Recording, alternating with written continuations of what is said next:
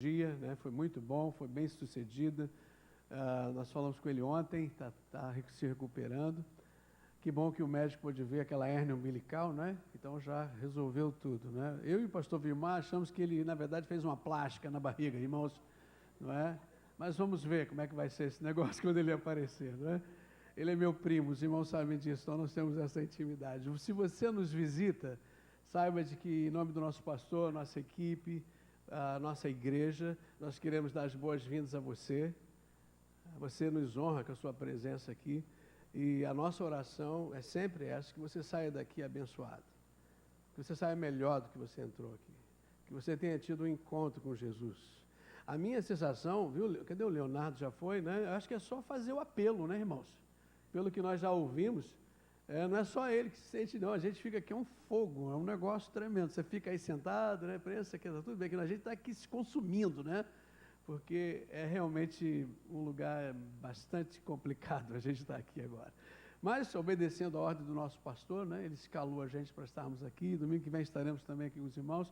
Então, vamos obedecê-lo, vamos meditar na palavra. Agora é o momento de nós meditarmos na palavra de Deus. Eu quero orar mais uma vez, eu quero pedir que o Senhor tome esse lugar, mais uma vez, esse momento, né, do culto, como já tomou dos outros, e que você seja abençoado com a palavra dele. Senhor, eu peço em nome de Jesus, que agora então o Senhor continue nos guiando, à luz da tua palavra, que segundo o Salmo 119, verso 105, é lâmpada para os nossos pés e luz para o nosso caminho.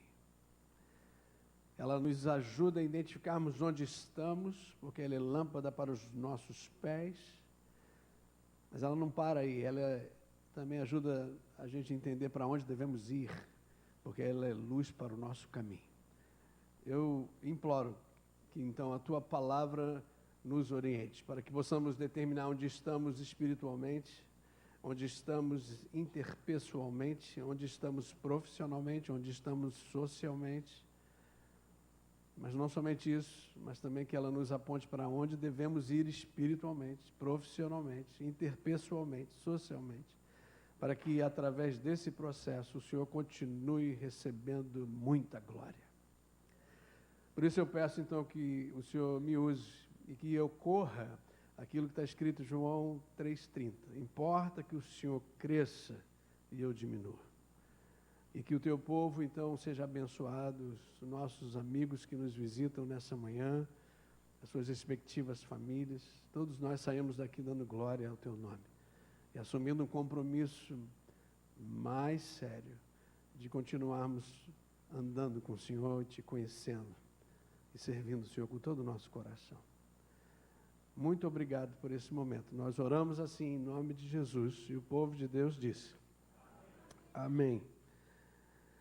Um grande teólogo do passado chamado Karl Barth, ele estabeleceu um axioma. Ele disse assim, que a pessoa de Deus está no seu agir. A pessoa de Deus está no seu agir. Ou seja, você quer conhecer um pouquinho mais de Deus? Observa o agir de Deus. Esse é o axioma de Karl Barth. Por muitos anos, aliás, eu tive o privilégio, irmãos, de investir um pouco do meu tempo nessa semana, e eu tive o privilégio de ver os nossos seminaristas, irmãos, que privilégio, não é? Poder ver os nossos seminaristas no Seminário Teológico Batista do Sul do Brasil. Alguns deles, né, para não dizer Melina e Heitor, eu encontrei dentro da sala de aula estudando, meus irmãos, queria dar esse relatório para o corpo diaconal da nossa igreja, não é? Estavam lá, alegres, não é? Estou brincando com eles, mas tão bom. Mas eu lembrei, Melina, no tempo do seminário, não é? Eu não peguei ele como meu professor, mas o pastor Sorém, da Primeira do Rio, ele dava aula no seminário e ele começava a aula dele dizendo assim: quem é Deus para o irmão? É uma pergunta extraordinária, não é? Quem é Deus para você? E nós somos tão limitados, como é que a gente vai entender o ilimitado? Né? Por isso que a gente precisa de alguns princípios filosóficos, como nós falamos no outro sermão, o antropomorfismo. A gente atribui a Deus as descrições humanas, físicas, que a gente entende, para a gente poder entender Deus. Na teologia sistemática, a gente tem também um outro princípio, a antropopatia, ou seja, você atribui sentimentos, atribui para você, humanos, para a gente poder, né? A Bíblia diz lá em Êxodo que Deus se arrependeu. Deus não se arrepende, isso é uma antropopatia. É para a gente poder entender um pouco Deus. Né? Deus é perfeito. Deus não erra nunca. Deus nunca está atrasado. Ele nunca desperdiça uma lágrima. Deus nunca se engana. Deus é extraordinário. Por que eu estou dizendo isso? Porque diante do cenário que nós estamos, está aí uma grande tarefa que nós precisamos fazer e continuar fazendo. Qual é a tarefa? De conhecer o Senhor e prosseguir em conhecê-lo. O tema do meu sermão é por que então nós devemos fazer isso? Eu quero que você, por favor, abra a Bíblia no livro de Oséias. E no livro de Oséias você vai entender o porquê. E eu quero que você, mais uma vez, seja lembrado que esse sermão, primeiro, é para mim, depois é para você. Tá bom? Eu nunca prego nada que não seja para mim. Então, ele já falou comigo, já me encorajou, já me quebrou, já me moeu, e eu espero que você seja quebrado, moído, né? E, junto comigo, né? Você saia daqui todo remendado com a graça de Deus, e vai embora com um novo compromisso, assim como foi comigo durante a preparação desse sermão. Você já achou o livro de Oséias? Muito bem. Olha para mim, o livro de Oséias é um livro interessante, sabe por quê? Porque ele conta a história de um sujeito que teve que casar com uma prostituta. Oséias foi ordenado, aliás, eu ia abrir no capítulo 6, veja no capítulo 1 de Oséias.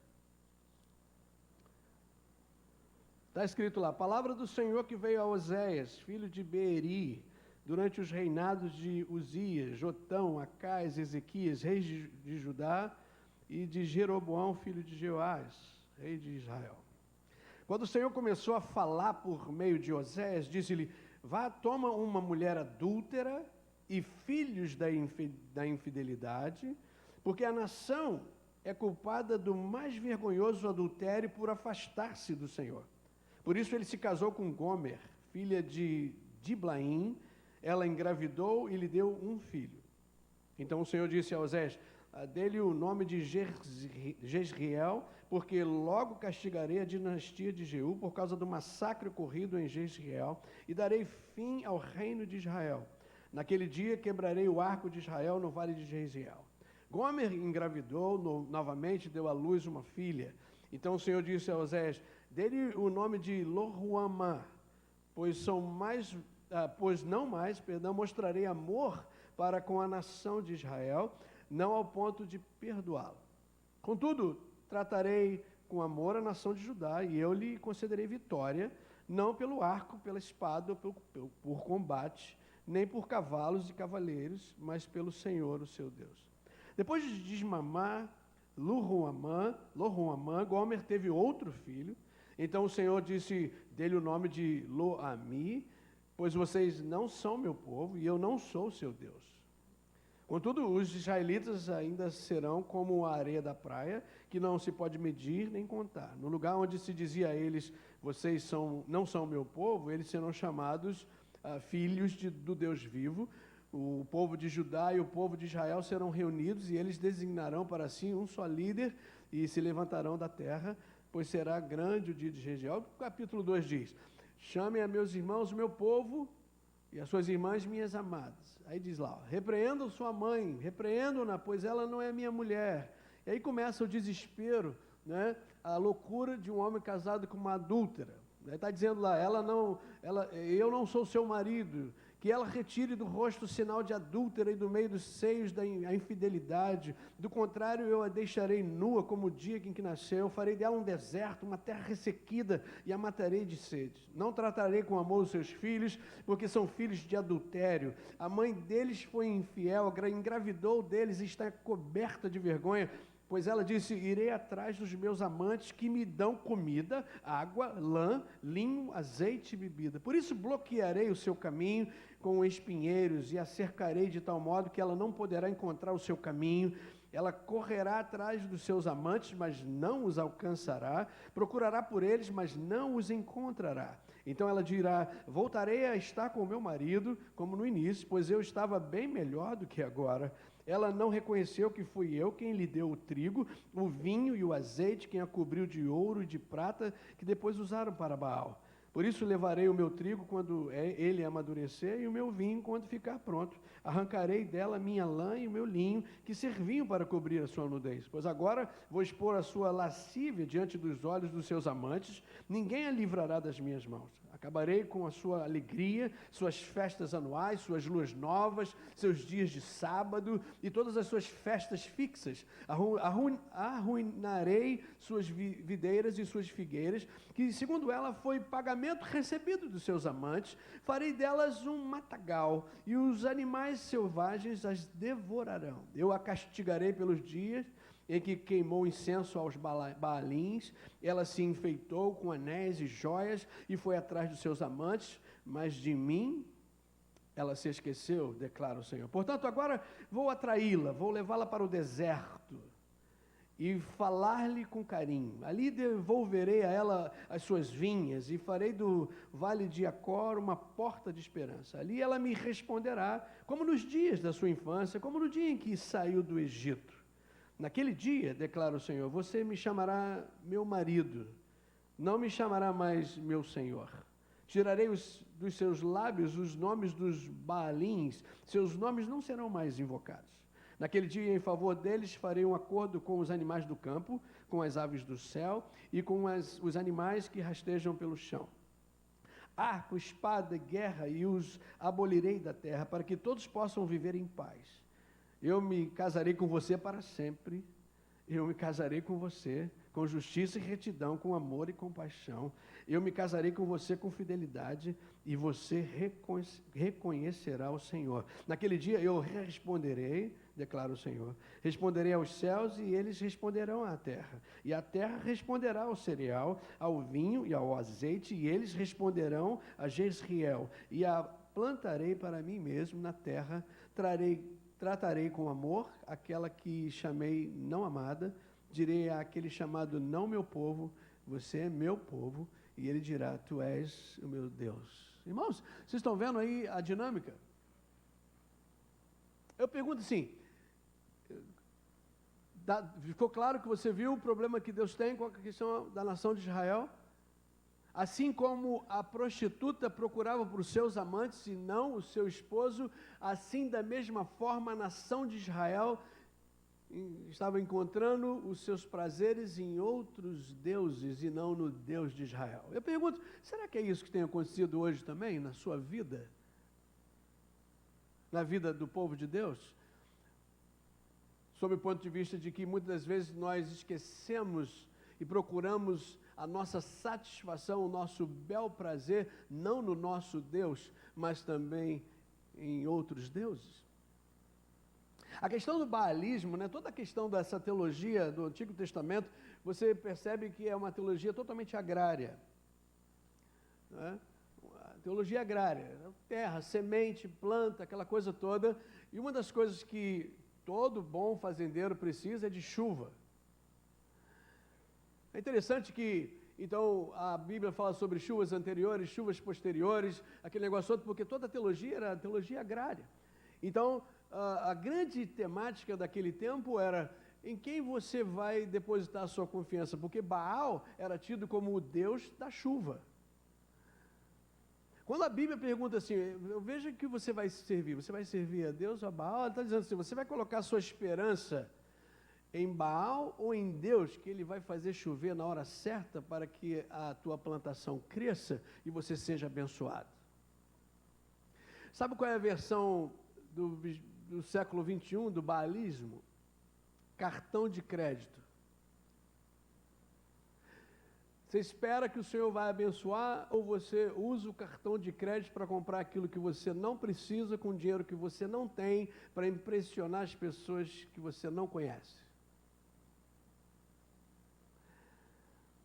Eu tenho certeza e convicção que esse texto é um texto atualíssimo. Vai no capítulo 6 comigo, porque a resposta, né, o Senhor está... Depois você leia hoje, né, talvez depois da Soneca Batista, você leia os 14 capítulos do livro de Oséias, E você vai ver essa dinâmica. Como uma prostituta, o povo de Israel se comporta. Vai nos amantes para ter os seus prazeres. Aliás, tem até filho que não é de Oséias. O primeiro foi, os outros dois não. E a sequência do livro tem a ver com os nomes dos filhos. Mas no texto de Oséias 6,3 está a resposta para essa oscilação, para essa inconstância. Se você hoje se vê como um crente inconstante, não tenha dúvida de que o Senhor trouxe aqui, Ele me manteve vivo até o dia de hoje para abençoar você, para te dar um norte, para que você jamais seja inconstante na sua vida, admitindo e se integrando a um processo chamado processo do conhecimento de Deus. Veja o que está escrito no capítulo 6, verso 3. Conheçamos o Senhor e prossigamos em conhecê-lo, esforcemos-nos por conhecê-lo.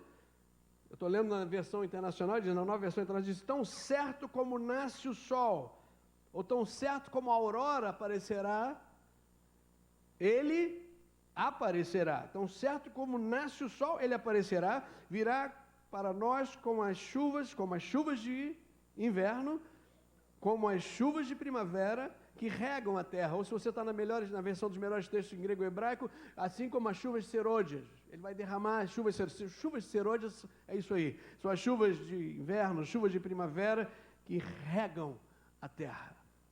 Está aí o norte, está aí a cura, está aí a cura da inconstância.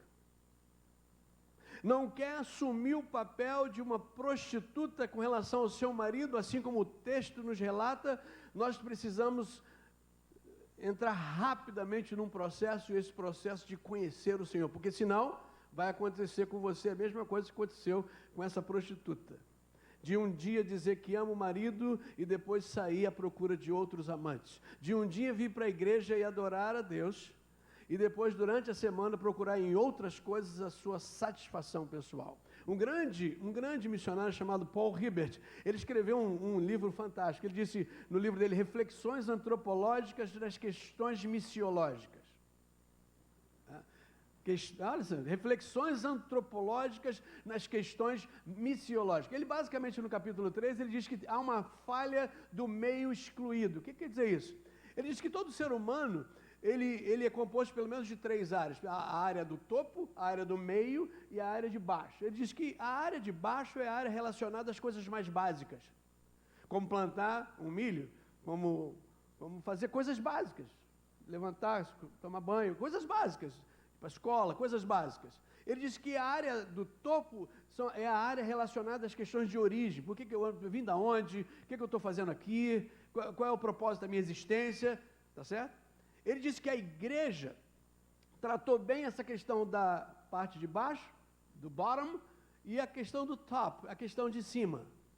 Mas esqueceu a questão do meio. Ele disse, o que é a questão do meio? Bom, a questão do meio, o meio excluído, é a área onde todo ser humano, pelo menos, tem que tratar 3 coisas. Primeiro, os desconhecimentos do passado, os desafios da vida presente, e a incerteza do futuro próximo. Vou dar um exemplo. Por exemplo, você perdeu o emprego. Desconhecimento do passado. Por que eu perdi o emprego? Será que eu estou desenvolvendo um padrão de conduta? Por quê? O que aconteceu? Desafios da vida presente. Bom, como é que eu vou dizer para minha mulher ou para meus pais que perdi o emprego? Incertezas do futuro próximo. Como é que eu vou pagar a conta de luz mês que vem ou daqui a 2 meses? Estão entendendo isso comigo, sim ou não, irmãos? Muito bem. Paul Hibbert disse, se nós não tratarmos destas questões, se nós não promovemos um ensino tal na igreja, onde a esperança do povo continue no mesmo Deus que os abençoou, tanto da parte de baixo, as questões básicas, quanto as questões de origem e de futuro, vida eterna, propósito e tudo mais, e também cuida dessa área do meio, que é tão importante. O que vai acontecer? Você virá à igreja no domingo de manhã para louvar a Deus, mas você vai ver o horóscopo para saber como é que a sua terça-feira vai ser.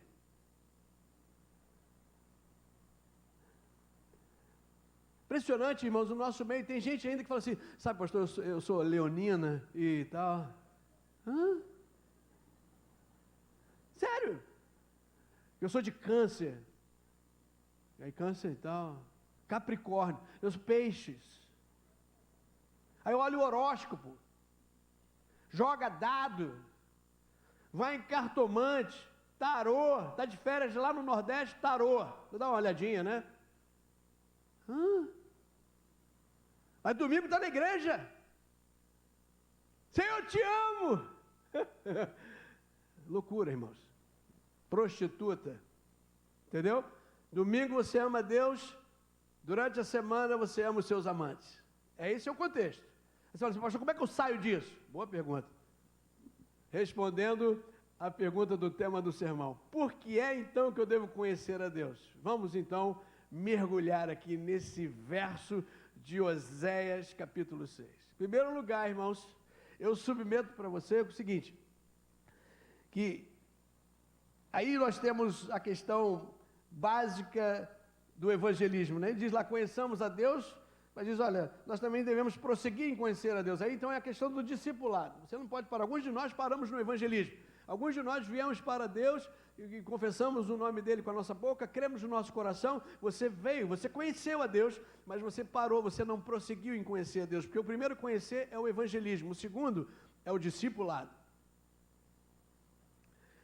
O grande comentarista do Velho Testamento, o Kio, ele define o verso como conhecer, como reconhecer, o zelo de reconhecer a Deus, que tinha se tornado um Deus desconhecido, um Deus estranho devido à idolatria. Esse conhecimento de Deus tem um objetivo prático, de reconhecê-lo, de servi-lo, de amá-lo.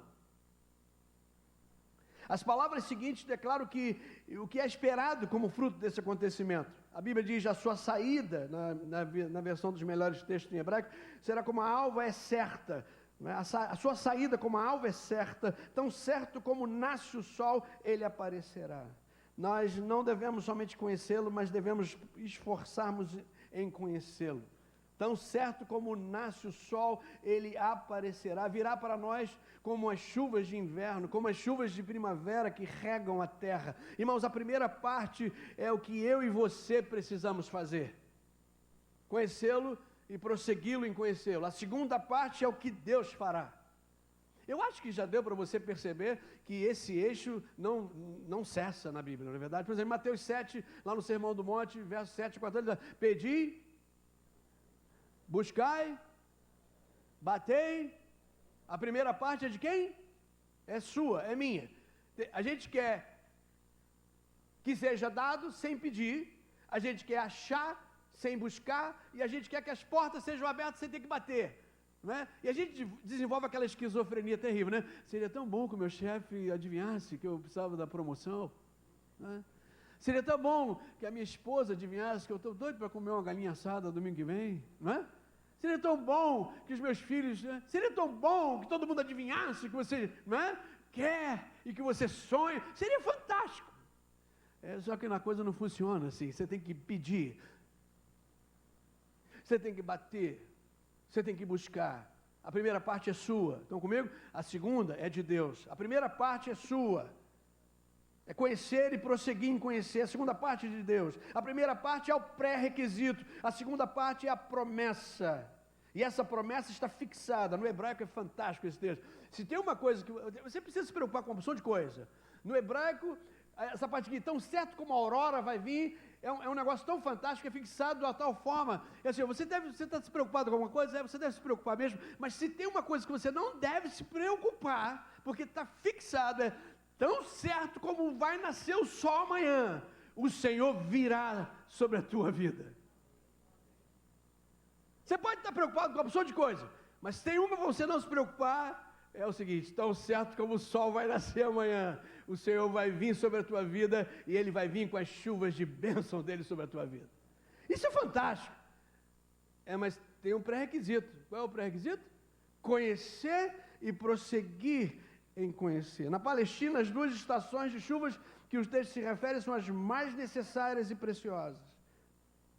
As chuvas de inverno que caíam em outubro precedem o tempo da semeadura. Quem tem ouvidos, ouça o que o Espírito está dizendo. Você precisa dessa chuva se você vai semear. E, portanto, preparam a terra para o cultivo. As chuvas de primavera que caíam em abril preenchiam e caem as espigas antes da colheita, e por isso aperfeiçoam o fruto. São chuvas essenciais, uma antes e uma depois. Deus ainda derrama as suas chuvas de bênçãos, meus irmãos, sobre o seu povo. O problema é que o povo, no tempo de Osés e hoje também no Rio de Janeiro, no Brasil, substituíam e substituem ainda, mesmo que tacitamente, Deus por Baal. É só você ser honesto.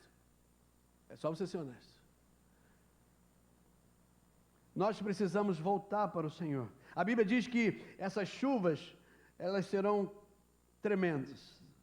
A Bíblia diz que tão certo como a aurora vai nascer amanhã, essas chuvas virão sobre você.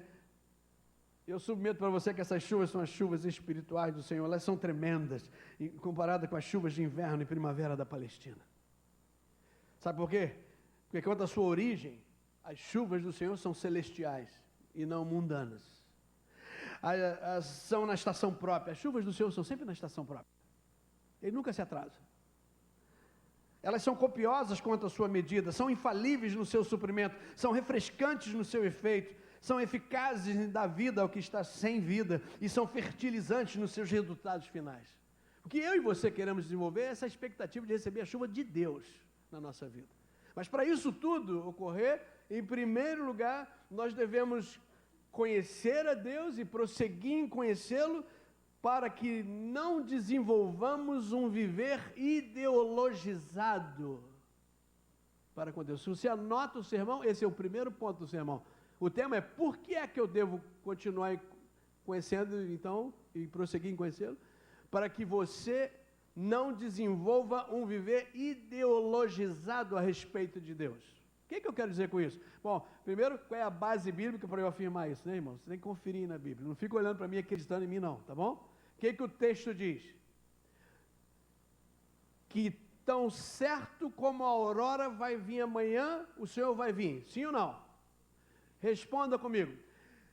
A aurora amanhã, o sol vai nascer amanhã só sobre a sua cabeça, o justo, o que é abençoado, salvo e remido por Jesus, ou ela vai amanhã nascer sobre a cabeça do ímpio também?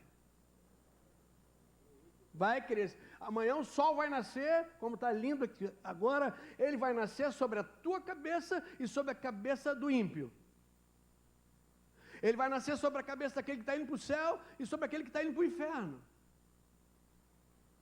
Isso ensina muita coisa para a gente. Sabe por quê?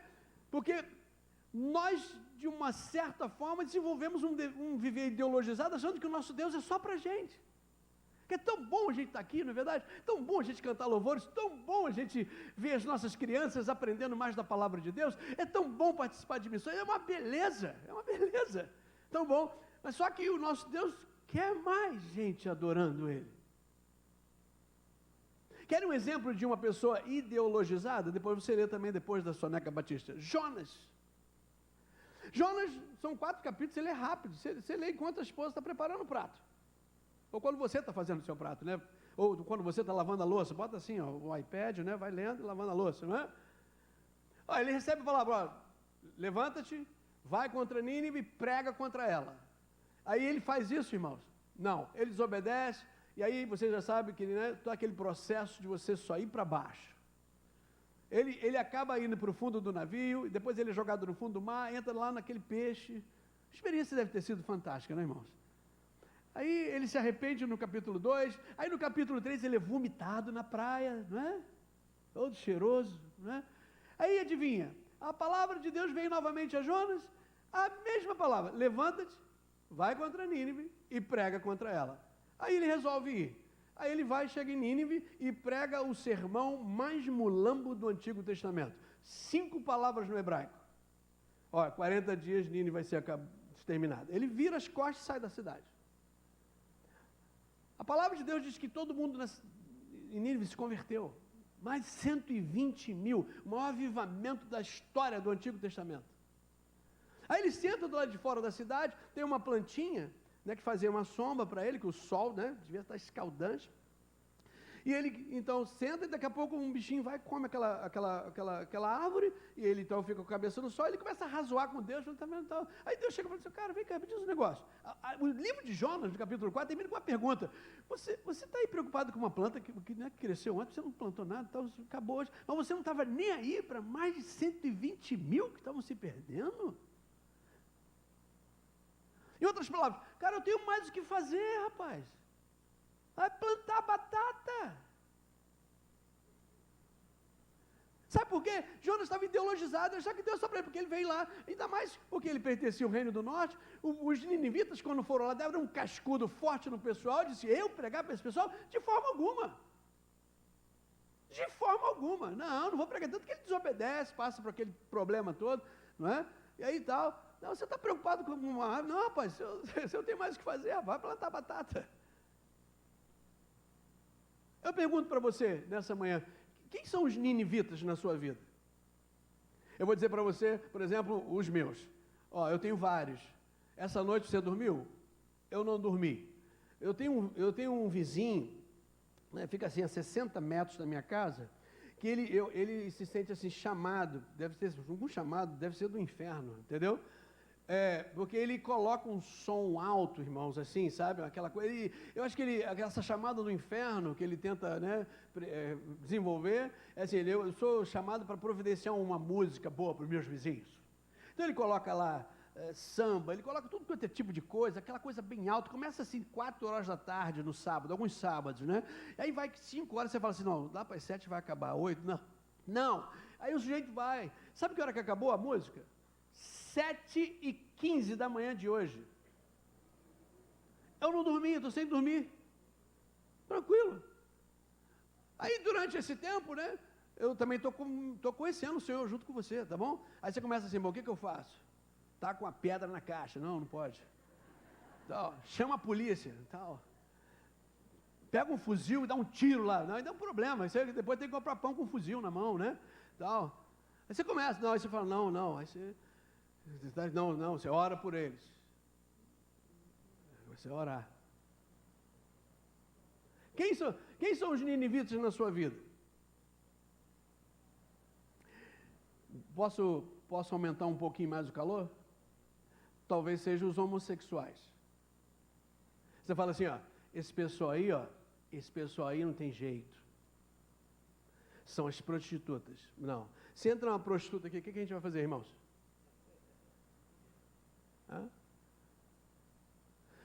Não vou dizer o nome da igreja, mas da nossa convenção. Quando o prédio era mais tranquilo, banco mais humilde, todo mundo entrava. Depois que o banco começou a ficar bonito assim, nem todo mundo podia entrar. É isso?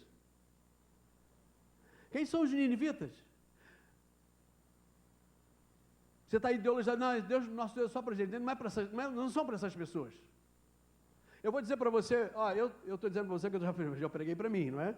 Olha aqui, ó, meu tempo na Polícia Militar do Estado do Rio de Janeiro, eu trabalhei em vários lugares. E um dia, eu tive uma repreensão do Senhor, sabe por quê? Porque quando estava na ativa, eu não era chamado para ser pastor, tá bom? Aliás, eu falei isso hoje com o professor que estava dando aula no seminário, quando eu namorava a Adriana, eu tinha 3 certezas. Primeiro, que vou morrer, continuo com ela, que vou para o céu, inabalável, e que eu jamais seria pastor. Foi interessante isso, porque eu fui criado numa igreja super, hiper, mega, ultra tradicional, ortodoxa. O pastor Geo Neto pregava o púlpito e disse assim, se você não é chamado para esse negócio, não caia nesse negócio. Não vá para... Eu fui criado, irmãos, com isso. Eu era uma pessoa que quando olhava um seminarista, falava assim, você tem certeza disso? Isso é coisa séria. E é mesmo. E continua sendo coisa séria. Então eu tinha essa coisa, né? Aí eu participava de vários ministérios na igreja e tudo mais, e comecei a orar. E uma vez a Adriana foi na casa da minha mãe, eu tive um momento de oração de mais ou menos umas 3 horas, comecei a orar e pedir uma opção de coisa a Deus. Senhor, Deus, chama mais gente, né? Nós precisamos fazer tanta coisa para que o Brasil se converta ao Senhor Jesus. Cuidado que você ora, que de repente você pode ser a resposta da sua oração. Logo numa pregação do pastor Elton Rangel, na PIB de Coelho da Rocha, eu estava sentado no 3º último banco, lá atrás, e aí então Deus falou no meu coração e disse, tem muita coisa que precisa ser feita para que o Brasil e o mundo me adorem. Por que você não se une a mim? E aí, quando eu recebi aquela palavra, eu fui dizendo eu fiquei em crise, né? Porque eu tinha 3 certezas. Primeiro, que ia morrer. Segundo, que vou para o céu e que jamais seria pastor. Aí, de repente, ir para o seminário era um negócio claro que apareceu. E aí, então, eu converso com um amigo meu, eu converso com o meu chefe, um coronel, eu conversei com o meu tio, pastor, conversei com algumas pessoas. E aí, identifiquei, decodifiquei que eu tinha que ir para o seminário. Bom, aí eu disse para Deus, a única coisa que tem que acontecer é o seguinte, eu tenho que falar com a Adriana, porque eu não creio que ela, né, que o senhor vai me chamar e não vai chamá-la. Bom, chego em casa, ela grávida da Ana Luísa, então eu preciso conversar com você. Era 11 e pouca da noite. Então eu sento, converso com ela, estou identificando, o senhor está me mandando para o ministério e eu tenho que ir para o seminário e eu quero ouvir você. Aí ela disse, engraçado que você vai falar um negócio desse. Aí eu falei, caramba. Porque eu também tenho um negócio para falar para você que eu não falei. A noite vai ser longa. Ela disse, quando você me namorava, quando a gente ficou noivo, eu fiquei em crise se eu deveria casar com você ou não, porque você falava que ia morrer, que vai para o céu e que jamais seria o pastor, mas eu tinha dentro do meu coração a certeza, a convicção de que eu casaria com um pastor. E agora você está dizendo para mim, porque aí eu disse para Deus, é para eu casar com esse cara mesmo? Ela disse que o Senhor disse para ela, casa com ele agora mesmo, não esquenta com esse negócio agora não, vai lá e casa com ele. E nós na mesma igreja. Então, ela disse, agora você dizer para mim que vai para o seminário, é a confirmação daquilo que Deus tinha para mim, eu vou para o seminário. Mas por que eu estou dizendo isso? Porque antes de ir para o seminário, na minha vida da polícia, nós tínhamos muita coisa para fazer no quartel, eu era um oficial operacional. E uma vez, numa ocorrência policial, chegou um cara que trabalhava com a gente e disse assim, eu quero saber aonde é que é o teu terreiro. Ah, é? Terreiro?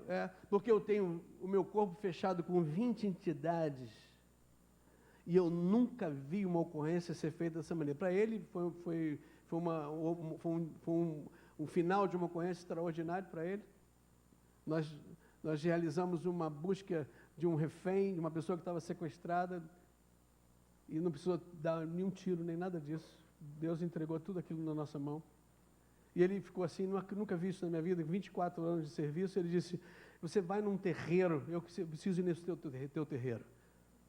E eu confesso para os irmãos, que a gente é criado na igreja, a gente podia estar conhecendo mais a Deus, podia estar prosseguindo, mas eu tinha mães de oração, minha mãe era uma delas, irmãs como as irmãs estão aqui agora, que as irmãs oram pelos pastores, oram pelos jovens, continuem orando, eu sou alvo de gente que ora por mim, eu estou vivo aqui porque gente orou por mim, eu tenho convicção plena disso. Aí eu disse para ele assim, depois eu falo com você sobre essa questão do meu terreiro.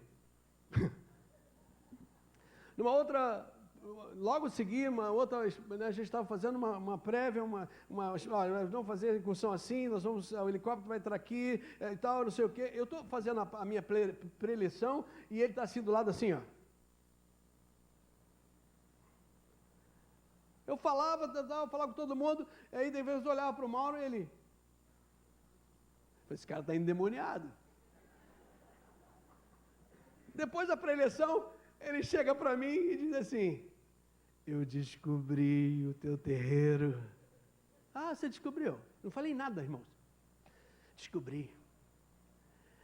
Você vai no terreiro de Jesus. Jesus é o teu santo forte. É? Como é que você descobriu?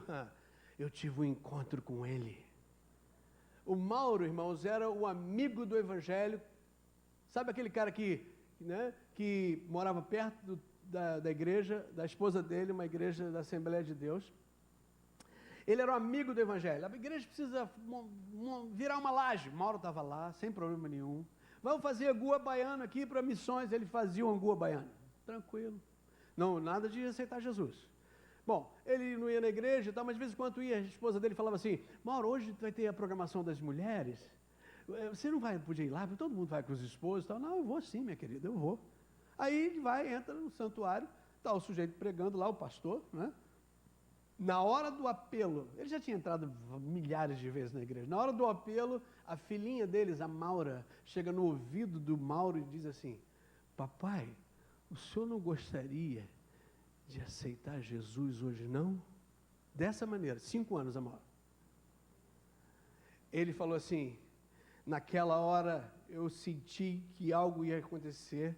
Eu falei, eu vou ficar endemoniado aqui dentro. Ele saiu de dentro, ele saiu pela porta dentro, as irmãs perceberam, a esposa percebeu que estava alguma coisa estava acontecendo errado, e eles saíram, 2 ou 3 irmãs saíram, porque ela morava pertinho da igreja, e começaram então, ele ficou possesso, e começaram então a orar pelo Mauro, e começaram a interceder em nome de Jesus, aquela coisa toda que os irmãos já conhecem, e aí então, durante aquele processo, o Mauro disse que teve uma hora que ele se viu, e tinham correntes grossíssimas no pescoço dele, no corpo dele. Ele era uma pessoa totalmente amarrada, e num determinado momento da oração, ele disse que uma luz branca veio e quebrou aquelas cadeias todas. Ele foi liberto naquele lugar, e ele ouviu a voz de Jesus falando o nome dele, e ele se converteu ao Senhor Jesus, irmãos. E naquele dia que ele me falou isso, o Espírito me repreendeu. Ele disse: Elísio, você nunca mais subestime o meu poder, porque você não tem ideia daquilo que eu sou capaz de fazer.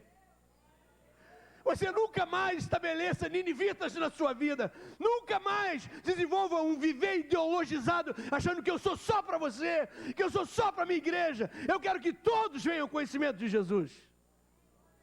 Se nessa manhã você desenvolver algum ninivita na sua vida, você acha que o teu marido não tem jeito, você acha que o teu filho não tem jeito, você acha que a tua sogra não tem jeito, que o teu vizinho que toca música a noite inteira não tem jeito. Tem jeito sim. Porque não é na minha força, não é na tua força, mas é na força do Rei dos Reis e Senhor dos Senhores. Sabe por que nós estamos paralisados, meus irmãos? Nós estamos paralisados no Brasil e no mundo, porque nós não conhecemos a Deus, nós não estamos prosseguindo em conhecer a Deus. Nós não temos ideia com quem nós lidamos. É por isso que nós, como prostitutas, a gente vem na igreja domingo e durante a semana somos infiéis ao Senhor. É por isso, porque a gente não conhece a Deus. O texto diz: conhece a Deus e prossiga em conhecer a Deus. Conheça a Deus. O primeiro foi o que aconteceu quando você se converteu. Você conheceu a Deus. Romanos 10, 9, se com a tua boca confessares a Jesus como Senhor, se em teu coração credes que Deus o ressuscitou dentre os mortos, serás salvo. É o primeiro conhecer. Mas a Bíblia diz: prossiga em conhecê-lo. Cava fundo. Participe de uma célula. Esteja intencionalmente no processo de meditar na palavra. Porque antes que você perceba, você vai estar inconstante na fé. E como a prostituta Gomer, do texto de Oséias, vai procurar em outros deuses a sua satisfação pessoal. Não somente isso, você vai ter filhos com esses deuses, você vai ter coisas que vão amarrar você para o resto da tua vida. Segundo lugar, eu devo conhecer e prosseguir em conhecer a Deus, não somente para que eu não desenvolva um viver ideologizado, achando que o nosso Deus é só nosso, mas, em segundo lugar, para que nós entendamos que o nosso Deus valoriza processos e milagres, e não somente processos ou só milagres.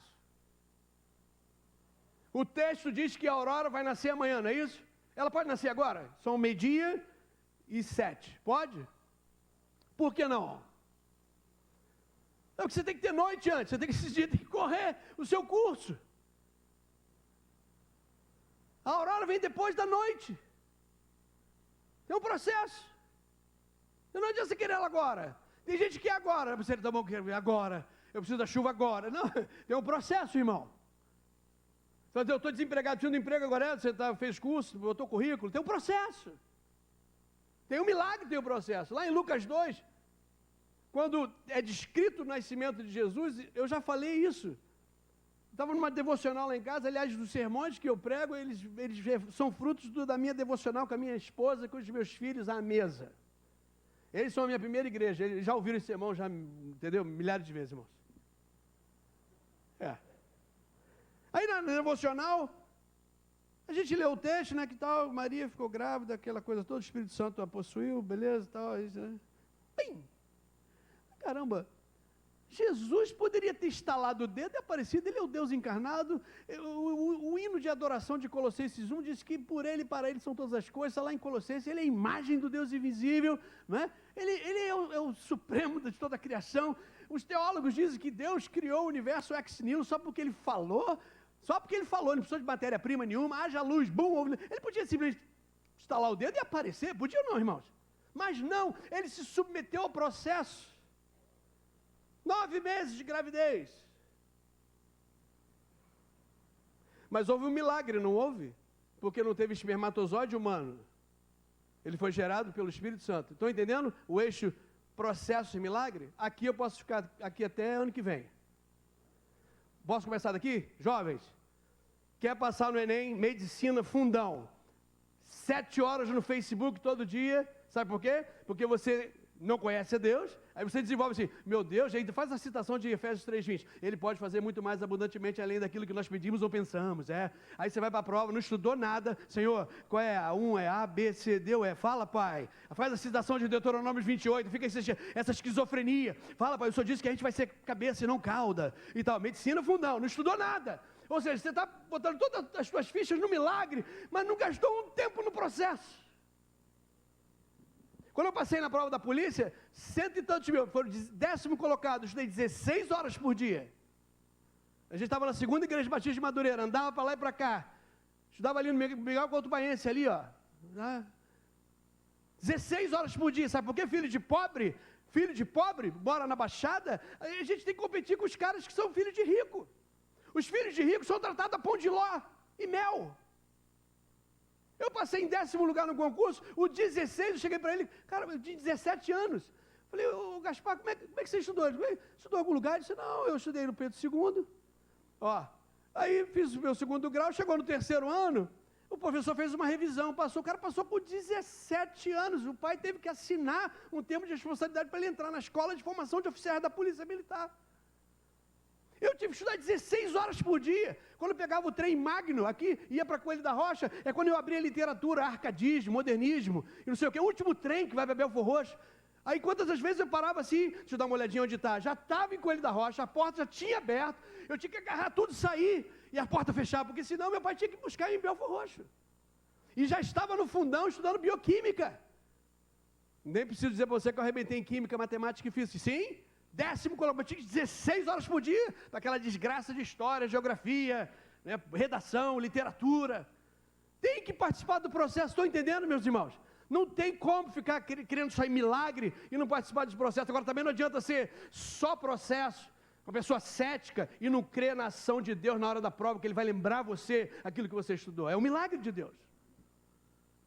Aqui, aqui. Empreendedores, quer dar tudo certo na vida, né? De empreender, e aí? Não faz nenhuma pesquisa de mercado, mas conta com o milagre de Deus? Que loucura! Que loucura! E aí, estamos lá na Cristolândia. Como é que é o negócio? Só milagre?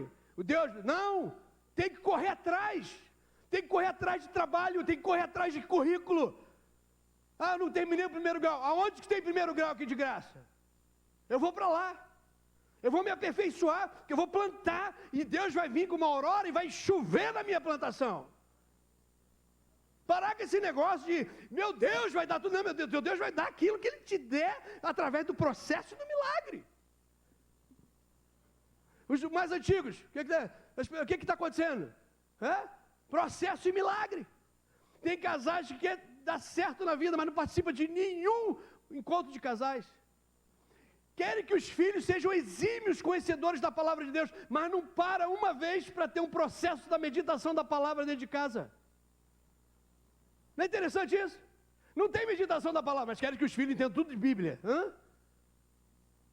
Não, porque meu Deus pode fazer muito mais abundantemente além daquilo que eu peço ou sonho. Que loucura! É a mentalidade tola do fazendeiro que quer 1000 alqueires de colheita de milho, mas não planta uma semente no terreno. Entenderam por que a gente padece? A gente patina, irmãos, porque a gente não conhece a Deus, porque o nosso Deus valoriza processos e milagres, e não somente processos ou só milagres. A aurora vai nascer amanhã, mas tem um processo. Eu podia ir para todas as áreas. Área espiritual, emocional, profissional, interpessoal, social, processo e milagre. Eu tinha mais coisas para falar, eu vou falar só mais uma. Já são 12:30. Os irmãos precisam ir embora.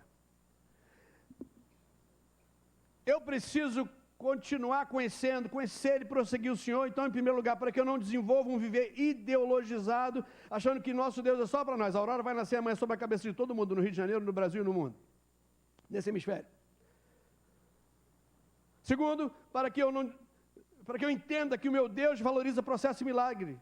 E não somente processo ou milagres. Eu preciso também entender que eu preciso confiar na fidelidade de Deus, que Ele disse, olha, tão certo como a aurora vai vir, vai surgir amanhã, Ele vai aparecer. Eu já disse isso no sermão. E por último, vamos terminar aqui. Tinha mais coisas, mas vamos terminar aqui. Para que eu entenda que Deus não abre mão de um relacionamento comigo. Porque a pergunta óbvia é assim, por que é que esse Deus extraordinário, que criou tudo, se importa comigo? Porque eu tenho certeza que eu e você, se descobríssemos que as nossas esposas são prostitutas, você ia mandar ela embora. Sim ou não? Vai embora. Cata a lata. Mas Deus não fez isso. Osés trouxe ela de volta. Viu o texto que eu li no capítulo 2? Vou casar com você de novo. A misericórdia do Senhor é tremenda. Ele não desiste do povo de Israel. E o mesmo Deus que não desiste do povo de Israel, Ele não desiste de você, meu irmão e minha irmã. Não importa quantas vezes você saiu depositando a sua fé em outros processos e deuses, o Senhor, o teu Deus, continua ainda de braços abertos, querendo você, querendo casar com você. Está o texto, vou casar de novo. Eu conheço casos assim, de casais que se divorciaram, depois casaram novamente. O Senhor está nesta manhã dizendo, olha, por que eu estou fazendo isso tudo? Por que Ele vai vir? Por que Ele está falando para eu conhecê-lo? Por que Ele vai vir como a aurora está vindo? Por que Ele vai derramar chuva? Porque Ele te ama. Porque Ele me ama. Porque o seu amor é eterno. A Bíblia diz em Jeremias que Ele nos amou com amor eterno. Uma vez Ele disse que te ama, Ele não parou de te amar. Apesar dos nossos erros, Ele não para. Ele nos ama. Está aí um grande exemplo de conduta que nós devemos ter para com as pessoas que erram com a gente. Não desiste fácil, não. Impressionante como nós temos excesso de consideração e paciência com gente da rua, e para a gente dentro de casa a gente tem pavio curto, a gente não quer ter paciência, não é verdade? A gente tem uma consideração terrível com gente da rua. Mas com os nossos dentro de casa, a gente às vezes não tem. O Senhor começa dizendo para quem está dentro de casa, eu amo você. Eu não abro mão de ter um relacionamento com você. Eu amei você com amor eterno. A lógica humana era para eu abandonar você. Mas não. Eu não vou abandonar você porque eu não sou regido pela lógica humana, diz o Senhor. Esse é o altruísmo de Deus. Os irmãos estão entendendo? Esse é um negócio que quebra a gente, não é verdade? Que estraçalha a gente. Falei, caramba, a gente serve um Deus extraordinário que nos ama, porque você sabe que Ele sabe que você foi procurar outros deuses essa semana. Você sabe que Ele sabe que você foi colocar sua fé em outras coisas ao invés de colocar fé nele. Mas mesmo assim, Ele permitiu que você chegasse aqui hoje, para que você fosse encorajado de que Ele não desiste de você. E assim como as chuvas de inverno e da primavera virão, copiosas, fertilizantes,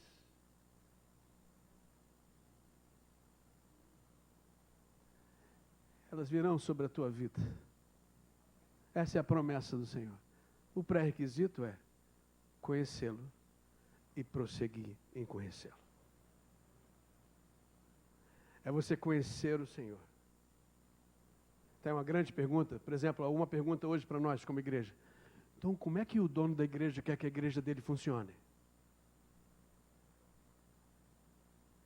É mesmo nesse processo da clientela? Você sai de casa, senta no banco, recebe a porção da palavra, adora, aí avalia, foi fera. Uau! Aí você sai ali, vai embora e não pratica nada. Aí domingo que vem você vem para cá de novo. É isso? Eu vou estar aqui, se Deus não me chamar, eu vou estar aqui domingo de novo. Como é que vai ser essa semana? Você vai praticar isso aqui?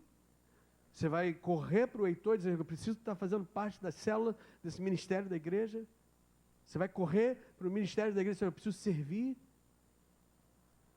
Você vai correr para a palavra de Deus essa semana, vai meditar nela? Entendeu? Eu estou aconselhando um casal que vai casar no dia 4 de maio, lá em Foz do Iguaçu. Ontem eu conversei com eles. Aí fiz uma pergunta imbecil para eles. Vocês vão casar e tal. Quem é que foi que instituiu o casamento? Demorou. Aí, Deus. Deus. Você acha que é prudente conversar com eles sobre como é que o casamento deve funcionar? Sim. Falei com ele da ilustração do Harrison Ford, que uma vez parou o carro, um cara estava com um problema no carro, não consertava o carro de jeito nenhum, já tinha feito tudo lá, o Harrison Ford parou, posso dar uma olhadinha? Pode, abre aí o capô e tal. Em menos de 2 minutos, o carro estava funcionando. Aí o cara falou assim para ele, poxa, mas você é um excelente mecânico, como é que você conseguiu fazer isso? Não, eu criei esse carro, eu sou o Ford, eu sou o Harrison Ford.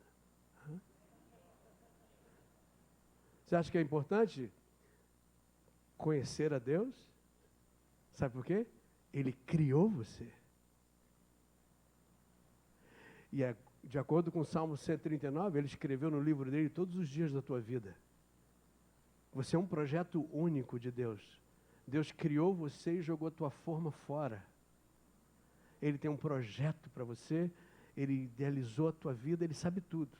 Só que ele é um gentleman, ele é um cavaleiro. Nós não somos robôs. Não? Ele quer que você pare e diga para ele, Senhor, por favor, me orienta. É importante conhecê-lo? Óbvio. Como funcionar no casamento? Como é que eu sou mãe? Como é que eu funciono? Como é que Deus vê uma mãe? Como é que Deus vê um empregado de um trabalho público, privado, aí na rua, seja qualquer profissão? Como é que Ele espera que eu seja um profissional? Como é que Ele espera que eu seja um vizinho? Com certeza não é botando um som alto que nem o meu, né, irmãos? Perceberam, irmãos? Sejam encorajados nessa manhã a conhecer o Senhor e prosseguir em conhecê-lo, porque Ele não quer que você seja uma pessoa ideologizada, sendo que Ele é só para você, Ele quer ser de outras pessoas também. Porque a aurora vai nascer sobre a tua cabeça e a cabeça dos outros também amanhã. Segundo, para que você entenda que Ele valoriza processos e milagres. O que é que você precisa fazer em todas as áreas da sua vida? Faça. E conte com o milagre do Senhor. Porque a aurora não vai nascer agora, ela vai nascer amanhã. Processo e milagre. Creia que tudo isso ocorre porque Ele ama você. Ele não abre mão de você.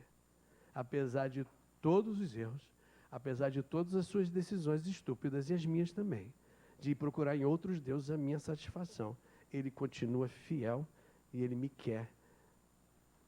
E Ele não abre mão de mim. Vamos cantar uma música.